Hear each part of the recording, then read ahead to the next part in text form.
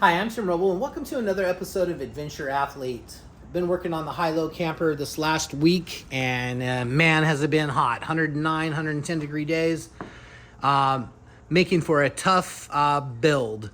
Anyway, getting to what we've got done here. Got the sink set up. I got that little door made. It's held in place by a magnet. The packaging piece on this was super tight. We'll go up here and talk about a little bit about that. Basically, I've been trying to chase an inch. I've been trying to find an inch in this so I can have a little bit more relief for the airflow here. A little bit of airspace flowing through that. I got this all framed up, and we'll go over here. And here's where the inch came from. I had to cut the center of the tube out to get this in and make it work right. And I actually even had to take the handles off of that. Back to talking about dimensions. When you're trying to package stuff, you might look at the manufacturer's dimensions and it might be 34.5.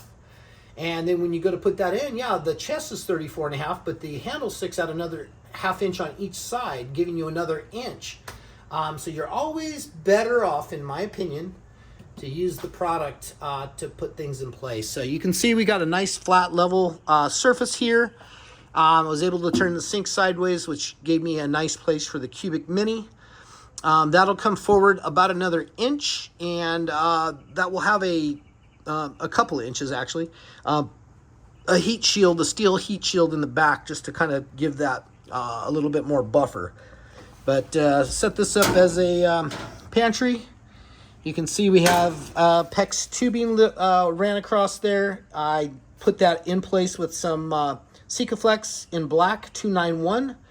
And I kind of use the weights to hold that down in place in a couple of areas. The water tank is mounted. Charge controller is mounted. I can't get to that little screw in the back there, so I kind of had to just kind of bend it out of the way to get things up. But nice short runs on everything. I kind of got things, you can kind of see the white there that I had to cut for where the wires are going to come through.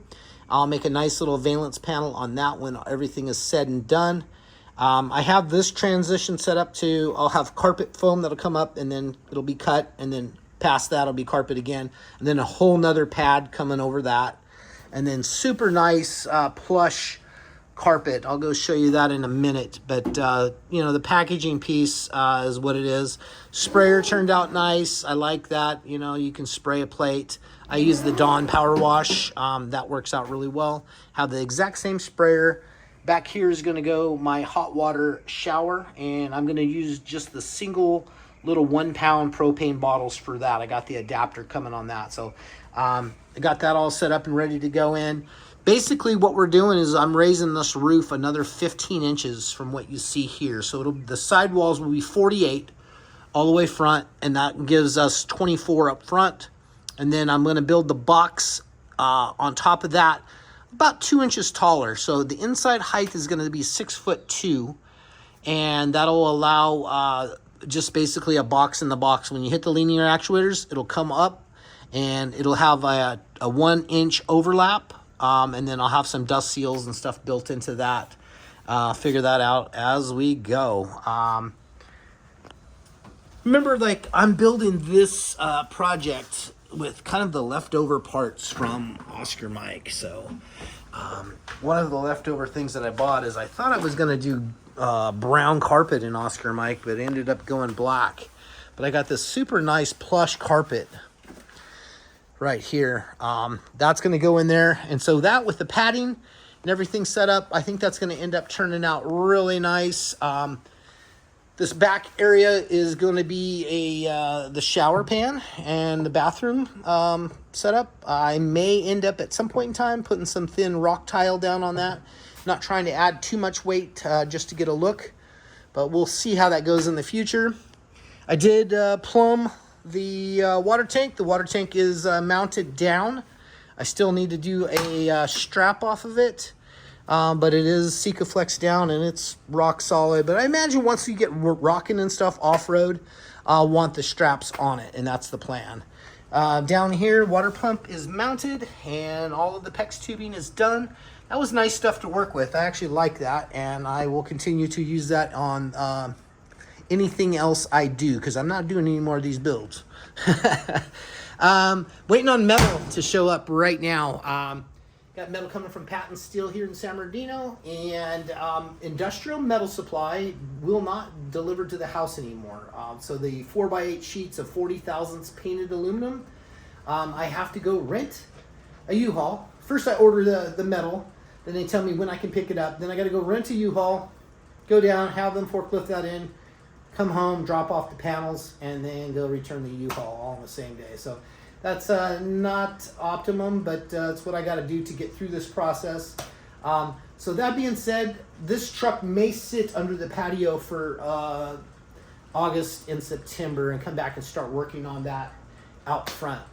Probably won't be a whole lot. Right now I'm kind of weighing, should I cut all this off, pull everything out? I got basically 19 days right now.